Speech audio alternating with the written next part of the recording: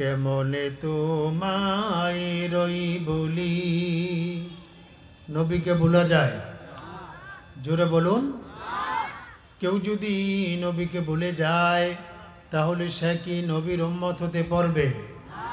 লা ইউমিনু আহাদুকুম হাত্তা আকুনা আহাব্বা ইলাইহি মিন ওয়ালিদিহি ওয়া ওয়ালাদিহি ওয়ান নাসি আজমাইন।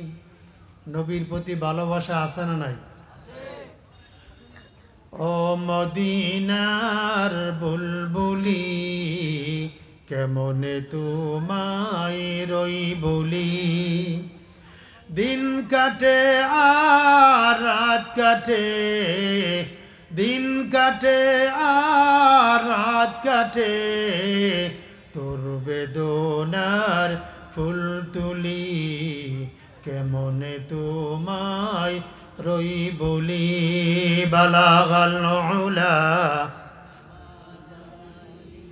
কাশাফাদ দুজা বিজামালিহি حسنت جميع خصاله صلوا عليه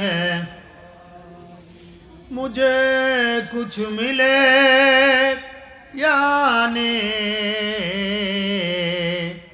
ओ शैजू अल्लाह मिले बलागल उला बिकमालिही كشف الدجى بجماله حسنت جميع خصاله صلوا عليه لا إله বলিয়াম নাই ও লা ইলাহা ইল্লাল্লাহ লা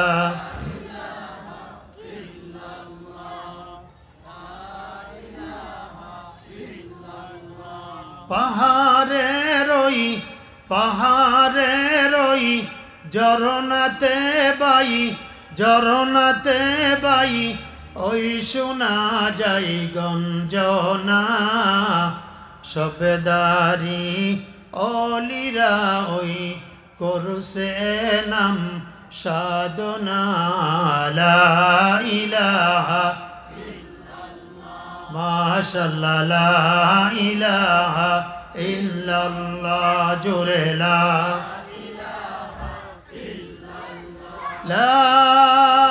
ইলাহা ইল্লাল্লাহ মুহাম্মাদুর রাসূলুল্লাহ।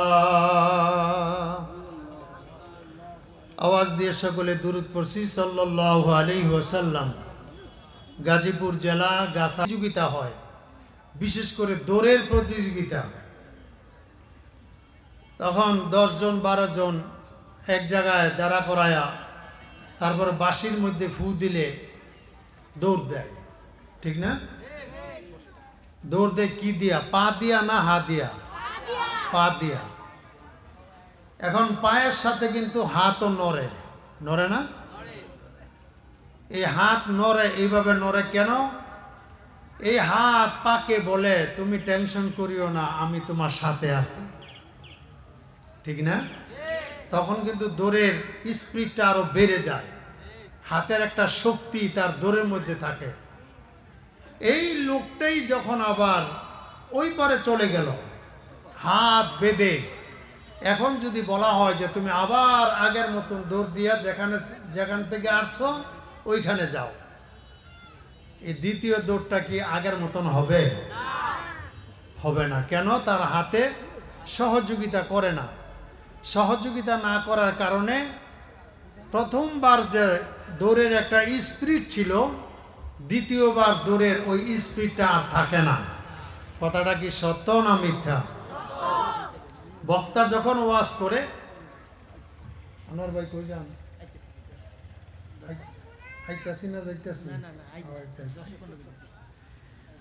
যখন ওয়াজ করে তখন শ্রোতাদের একটা সহযোগিতা থাকতে হয় যে আমরাও আপনার সাথে আছি।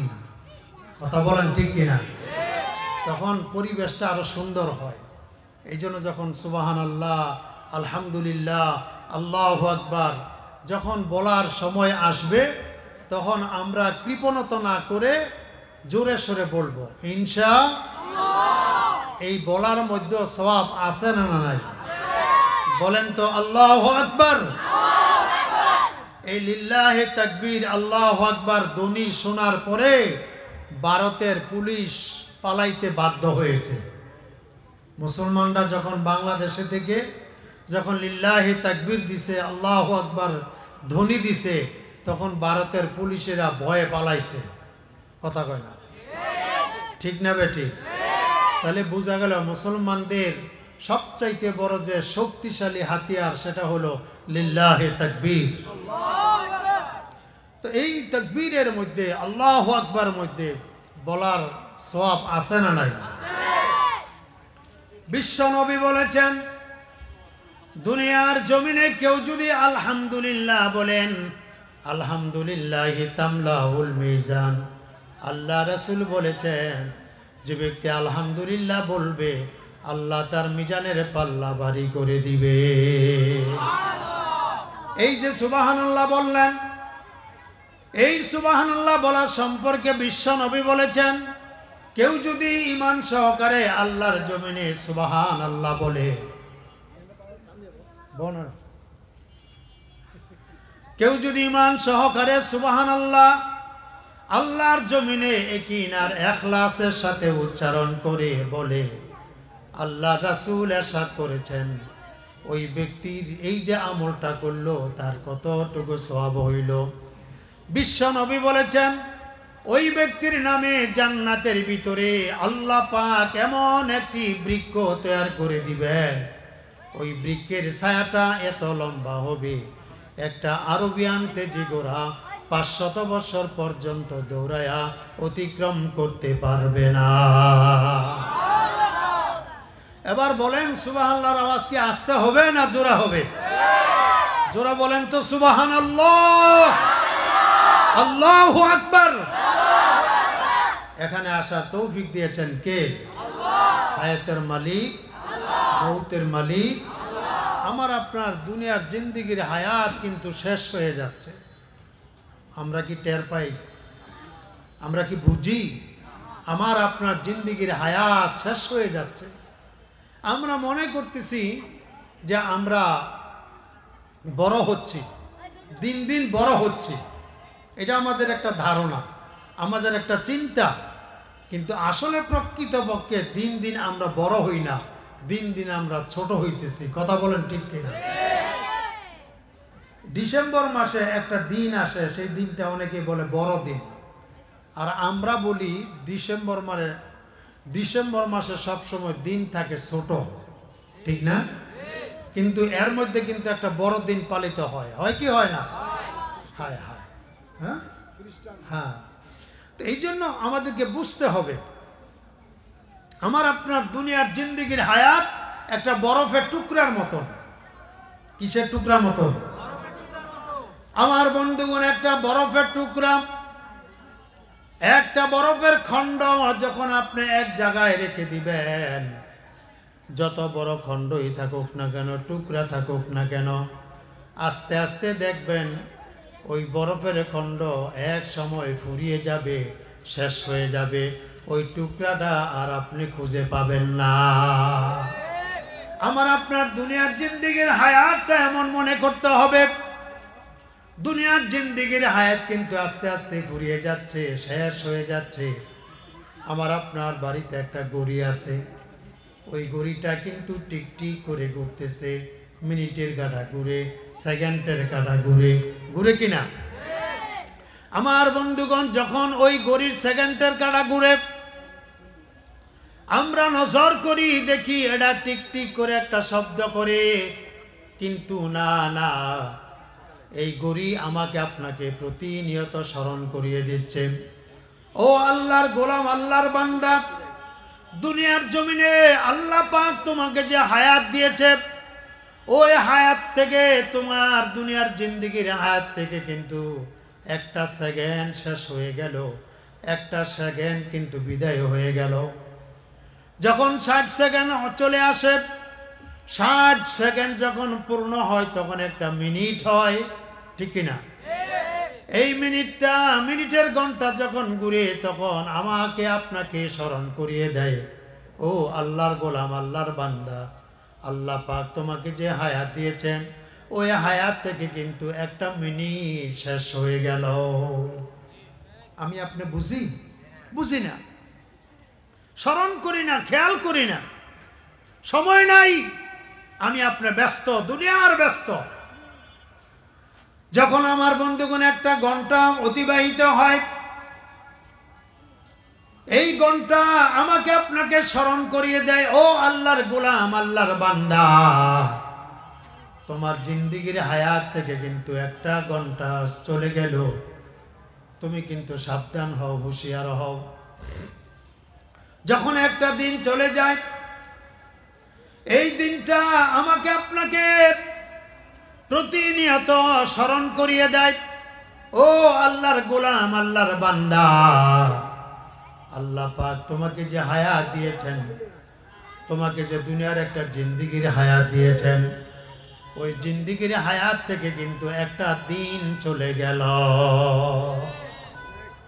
এমনি ভাবে যখন এক সপ্তাহ অতিবাহিত হয়, এই সপ্তাহ আপনাকে আমাকে স্মরণ করিয়ে দেয়, ও আল্লাহর গোলাম, তোমার জিন্দেগির হায়াত থেকে কিন্তু একটা সপ্তাহ বিদায় হয়ে গেল। যখন এক সপ্তাহ বিদায় হওয়ার পরে যখন একটা মাস যখন চলে যায়, তখন ওই মাসটা আমাকে আপনাকে স্মরণ করিয়ে দেয়, ও আল্লাহর গোলাম, আল্লাহর বান্দা, তোমার দুনিয়ার জিন্দেগির হায়াত থেকে কিন্তু একটা মাস চলে গেল। এমনই ভাবে যখন দুনিয়ার জিন্দেগির হায়াতের একটা বছর যখন অতিবাহিত হয়, ওই বছর আমাকে আপনাকে স্মরণ করিয়ে দেয়, ও আল্লাহর গোলাম, তোমার দুনিয়ার জিন্দেগির হায়াত থেকে একটা বছর কিন্তু চলে গেল। ঠিক কিনা? আরো আসতে বলেন, এবার জোরা বলেন। কিন্তু আমি আপনি কিন্তু খেয়াল করি না, আমার আপনার দুনিয়ার জিন্দেগির হায়াত শেষ হয়ে যাচ্ছে, ফুরিয়ে যাচ্ছে। মৃত্যুর ঘন্টা কখন বেজে যায় আমি আপনি কেউ বলতে পারবো না। আমার আপনার কিন্তু সেটা জানা নাই। জানা আছে নাকি? আমার আপনার কিন্তু সেটা জানা নাই। কিন্তু মরতে হবে, এতে কোনো দ্বিমত নাই। দ্বিমত আছে? এই দুনিয়ার জমিনে আপনি ব্যবসা করেন, চাকরি করেন, কৃষিকাজ করেন, করতেই পারেন। একজন চাকরিজীবীকে যদি আপনি প্রশ্ন করেন, ও চাকরিজীবী, তোমার এই দুনিয়া ছেড়ে চলে যেতে হবে কিনা, একজন চাকরিজীবী কিন্তু বলবে, হ্যাঁ, একদিন মরতে হবে। একজন ব্যবসায়ীকে যদি আপনি প্রশ্ন করেন, তোমার কি মরণ লাগবে কিনা, ওই ব্যবসায়ী কিন্তু আমাকে আপনাকে এই উত্তরটাই দিবে, হ্যাঁ, আমাকেও মরতে হবে। একজন রাজনীতিবিদকে যদি আপনি প্রশ্ন করেন, ও নেতা, তোমাকে দুনিয়া ছাড়তে হবে কিনা, তখন সে কিন্তু বলবে, আমাকেও দুনিয়া ছেড়ে চলে যেতে হবে। আওয়ামী লীগ বলেন, বিএনপি বলেন, জামাত বলেন, জাতীয় পার্টি বলেন, জাসদ বলেন, ঐক্যজোট বলেন, হেফাজত বলেন, যে কোনো দল আপনি সামনে রেখে যদি প্রশ্ন করেন, একটাই উত্তর দিবে, আমাকে মরতে হবে। কথা বলেন ঠিক কিনা? পৃথিবীতে কেউ স্থায়ী হয় না, অকুনাশে ফেরাউন কি বানমরু, কেউ ববে চিরকাল রয় না, কেউ ববে চিরকাল রয় না। পৃথিবীতে কেউ স্থায়ী হয় না। কথা বলেন ঠিক কিনা? এটা আমার কথা নয়, দুনিয়ার কোনো কবি সাহিত্যিকের কথা নয়, কোনো দার্শনিকের কথা নয়। এই কথাটা স্বয়ং আল্লাহ পাক বলেছেন, কুল্লু নাফসিন যায়কাতুল মাউত সুম্মা ইলাইনা তুরজাউন। যার জীবন আছে তার মরণ আছে, মৃত্যুর স্বাদ সবাইকেই ভোগ করতে হবে। মৃত্যুর হাত থেকে কেউ বাঁচতে পারবে না। টুডে ও টুমর, আজ অথবা কাল, ইচ্ছায় অনিচ্ছায় মৃত্যুর মুখোমুখি হইতে হবে। যত বর্ষিয়ান নেতাই হোক না কেন, গরিব বলেন, ধনী বলেন, ছোট বলেন, বড় বলেন, যুবক বলেন, বৃদ্ধা বলেন, যে কোনো মানুষকে আপনি প্রশ্ন করেন না কেন, এই পৃথিবীতে কেউ চিরদিন বেঁচে থাকতে পারবে না। মরণেরই কথা বাইরে স্মরণ করলি না, আজরাইলা আসিলে কারো কৈফিয়ত শুনবে না। আরো জোরে বলেন। যেথায় আছেন দিনের নবী, যাহার খাতিরে পয়দায়ে পৃথিবী, তিনিও চলিয়া গেলেন, তিনিও চলিয়া গেলেন, থাকতে পারলেন না, আজরাইলা আসিলে কারো কৈফিয়ত মানবে না। কি দিয়ে অহংকার, কি দিয়ে বাহাদুরি।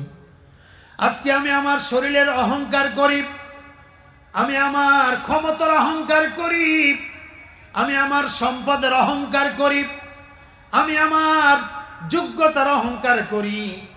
যখন শরীরের মধ্যে একটা ফোঁড়া জেগে যাবে, 2 বার 3 বার যদি পাতলা পায়খানা শুরু হয়, দেখবেন তার যত অহংকার আছে সব অহংকার মাটির সাথে মিশে যায়।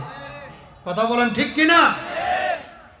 আমার বন্ধুগণ, এই জন্য আমার আপনার জীবনটা হইতে হবে নমনীয়, উগ্রপন্থী নয়, নমনীয় হইতে হবে। কারণ সাহাবায়ে কেরামদের জীবন, তাদের জীবনটা ছিল নমনীয়, নবী রাসূলদের জীবন ছিল নমনীয়। তারা কোনোদিন উগ্রপন্থী ছিলেন না, জঙ্গিবাদ ছিলেন না, সন্ত্রাসী ছিলেন না। তারা কোনোদিন কর্কশ ভাষায় কারো সঙ্গে কথা বলেন নাই, কারণ তারা সবসময় এটাই চিন্তা করেছেন, এই দুনিয়া ছেড়ে আমাকে একদিন চলে যেতে হবে। এই সুন্দর পৃথিবী ছাড়িতে হইবে, সাদের দেহ মাটিতে খাইবে, শূন্য হবে জিন্দিগানি কার লাগিয়া, এত মায়া এত চোখের পানি রে মন কার লাগিয়া, এত মায়া এত চোখের পানি। কথা বলেন ঠিক কিনা? আরো জোরে বলেন ঠিক কিনা? এই রঙিন পৃথিবী ছাড়িতে হইবে, সাদের দেহ মাটিতে খাইবে, শূন্য হবে জিন্দিগানি কার লাগিয়া, এত মায়া এত চোখের পানি রে মন কার লাগিয়া, এত মায়া এত চোখের পানি। কথা বলেন ঠিক কিনা? যার জন্য আমি আজকে জীবন দিতেছি, যার জন্য চুরি করতেছি, যার জন্য অবৈধভাবে সম্পদ অর্জন করতেছি, যার জন্য মানুষ খুন করতেছি, যার জন্য দুর্নীতি করতেছি, যার জন্য আমি অবৈধভাবে টাকা পয়সা উপার্জন করতেছি, যার মুখে হাসি ফুটানোর জন্যে যখন আমি মৃত্যুবরণ করে দুনিয়ার থেকে চলে যাব, 1 দিন 2 দিন 3 দিন, তারপরে তারা আমার নামটাও পর্যন্ত নিবে না। কথা বলেন ঠিক কিনা? পিছনে বসার কোনো জায়গা নাই, সামানা মানে মাদুর চট কই, মানুষ দাঁড়ায় রয়েছে। একটু সামনে বসে, একটু সামনে বসে, একটু জিকির করি লা ইলাহা ইল্লাল্লাহ। আসেন, ইল্লাল্লাহ লা ইলাহা ইল্লাল্লাহ লা ইলাহা। জিকির যখন করব একটু খেয়াল করে, একজনের সাথে আরেকজনের যাতে মিল হয়, এই পার এই পার যাতে সংঘর্ষ না হয়। হ্যাঁ, উত্তর পাড়া দক্ষিণ পাড়া এরকম যেন না হয়। আমরা সকলে মহাব্বতের সাথে পড়ি লা ইলাহা ইল্লাল্লাহ। জোরে কি হয়েছে না এই বয়সে এই অবস্থা দুরূদ শরীফ পড়েন মনে মনে লা ইলাহা ইল্লাল্লাহ লা ইলাহা লা ইলাহা ইল্লাল্লাহ মুহাম্মাদুর রাসূলুল্লাহ সবাই পড়ি সাল্লাল্লাহু কষ্ট হচ্ছে খারাপ লাগতেছে চলবে চলবে আলহামদুলিল্লাহ আল্লাহ কবুল করুক আর জোরে বলে আমিন আমার বলতেছিলাম সাহাবায়ে কেরামদের জীবনী ছিল খুব নমনীয় জীবনটা খুব সাদা সিধা আমাদের মতন এত অহংকার করতেন না তাকাব্বুরি করতেন না আমার বন্ধুগণ তারা ক্ষমতা পাওয়ার পরেও তাদের ভিতরে কোনো অহংকার ছিল না টাকা পয়সা উপার্জন করার বহু রাস্তা ছিল তারপরও তারা স্বাভাবিক জীবন যাপন করেছেন কারণ তাদের একটাই বক্তব্য মরতে হবে আমার বন্ধুগণ খুব খেয়াল করে শুনবেন খলিফাতুল মুসলিমিন হযরত ওমর ফারুক রাদিয়াল্লাহু তাআলা আনহু যখন খলিফা তখন একজন যুবক সাইদ বিন আমের আল জুমাহির রাদিয়াল্লাহু তাআলা আনহু তিনি খলিফা ওমরকে ডাক দিয়ে বলেন ও খলিফা ওমর কোরআনের সুন্নাহর আলোকে যদি আপনি দেশ পরিচালনা করতে পারেন তাহলে করবেন নইলে কিন্তু খবর আছে কথাটা কি একটু দমকে শুরু হইল কিনা কথা বলেন আমার বন্ধুগণ কখন মানুষ তার স্বাধীনতা প্রকাশ করতে পারে যখন দেশের মধ্যে ইসলাম থাকে ইসলাম যখন সমাজ এবং দেশের মধ্যে থাকে তখন যার যার মত প্রকাশ করতে পারে স্বাধীনতা স্বাধীনভাবে কথা বলতে পারে কথা বলেন ঠিক কিনা আর যখন সমাজ ইসলাম থাকে না দেশের মধ্যে যখন দিন থাকে না ইসলাম থাকে না মানুষ যখন মন গড়াভাবে তার সমাজ চালায় দেশ চালায় তখন জনগণের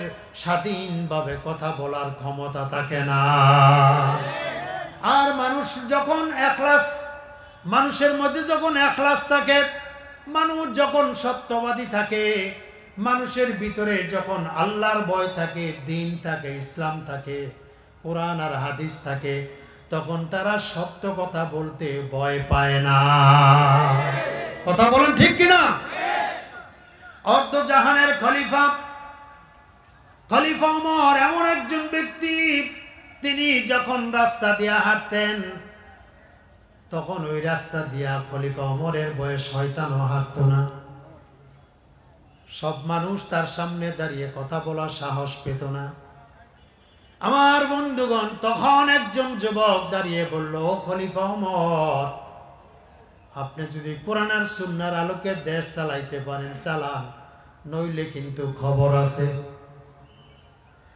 তৎকালীন সময়ে সারা বিশ্বের মধ্যে সিরিয়া ছিল ব্যবসা বাণিজ্যের মধ্যে নামকরা একটা জায়গা উন্নত মানের একটা জায়গা সব জায়গা থেকে মানুষ এখানে ব্যবসা বাণিজ্য করত একটা প্রসিদ্ধ জায়গা সিরিয়া ওই সিরিয়ার মধ্যে একটা শহর যার নাম ছিল হিমস শহর এই হিমসের একজন নেতা একজন আমার বন্ধুগণ প্রতিনিধি একজন গভর্নর খুব প্রয়োজন তাই খলিফা ওমর চিন্তা করলেন এমন একজন সাহসী বীর পুরুষকে যদি আমি গভর্নর বানাই দেই ওই দেশের মধ্যে কোনো মানুষ শান্তিতে থাকবে না খলিফা ওমর ডাক দিয়ে বললেন ও সাইদ বিন আমের আল জুমাহির আমি তোমাকে হিমসের গভর্নর বানাই দিলাম এবার হিমসের গভর্নর যখন বানাই দেওয়ার প্রস্তাব দিলেন নেতা বানাই দেওয়ার প্রস্তাব দিলেন সাইদ বিন আমের রাদিয়াল্লাহু তাআলা আনহু বললেন যে নেতার আনুগত্য করা হলো ফরজ আপনি আমাকে নির্দেশ দিয়েছেন আপনাকে হুকুম করেছেন আপনার নির্দেশ যদি আমি অমান্য করি তাহলে গুনাহ হবে আমার নিজের থেকে এই পদে যাওয়ার কোনো ইচ্ছা নাই, কোনো আগ্রহ নাই। জোরে বলি সুবহানাল্লাহ। আর আমার দেশে দেখা যায় মানুষ নেতা হওয়ার জন্য পাগল হয়ে যায়, ক্ষমতায় যাওয়ার জন্য পাগল হয়ে যায়। কথা বলেন ঠিক কিনা? আগে পরে তার কোনো নাম গন্ধ নাই। যখন নির্বাচন আসে তখন তার বিভিন্ন জায়গায় তার অনুদান থাকে, মাথার মধ্যে একটা টুপি থাকে, তারপরে গায়ে একটা খদ্দরের পাঞ্জাবি থাকে। অজু আছে না নাই সেটা দেখার বিষয় না, এক নামাজ 3 বারও পড়ে। মানুষকে, জনগণকে বুঝায় আমি আগে যাইছিলাম, এখন ভালো হয়ে গেছি, এখন আমি ইসলামের উপর চলি, এখন আমি নামাজ পড়ি। এখন আমার বন্ধুগণ, নির্বাচনের আগে মানুষ ইসলামকে ব্যবহার করে, ধর্মকে ব্যবহার করে। আর আমার দেশের মানুষ কিন্তু খুব শরণাপন্ন মানুষ, সরল সোজা মানুষ, অল্প কথাই তারা বুঝে। যখন ইসলামের দোহাই দেয় তখন অতি সহজেই তাকে বিশ্বাস করে নেয়। কথা বলেন ঠিক কিনা? আমার দেশে আমার দেশে নির্বাচনের পূর্বে ইসলামকে ব্যবহার করে, ইসলামকে ব্যবহার করিয়া কোনোভাবে যদি ক্ষমতায় যাইতে পারে, নেতা হইতে পারে, ওই নেতা আবার ইসলামের বিরুদ্ধে কথা বলতে দ্বিধাবোধ করে না। কথা বলেন ঠিক কিনা? সাইদ বিন আমের আল জুমাহি রাদিয়াল্লাহু তাআলা আনহু ডাক দিয়ে বলেন, ও উমর, আমার তো ক্ষমতায় যাওয়ার কোনো ইচ্ছা ছিল না, নেতা হওয়ার কোনো ইচ্ছা ছিল না, আগ্রহ ছিল না।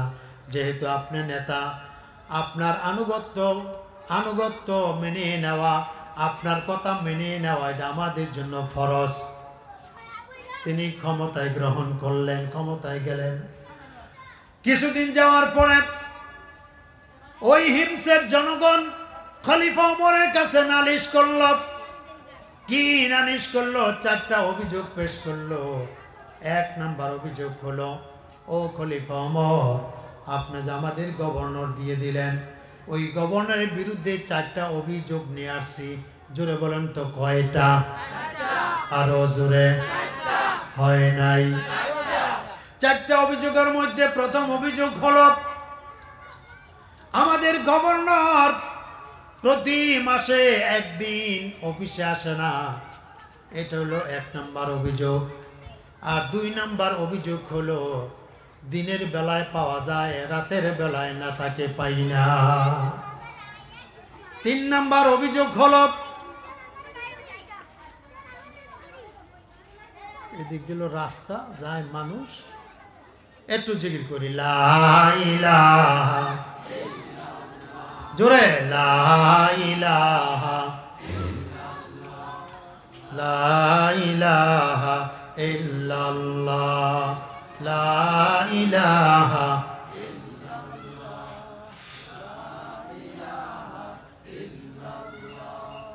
লা ইলাহা ইল্লাল্লাহ, লা ইলাহা,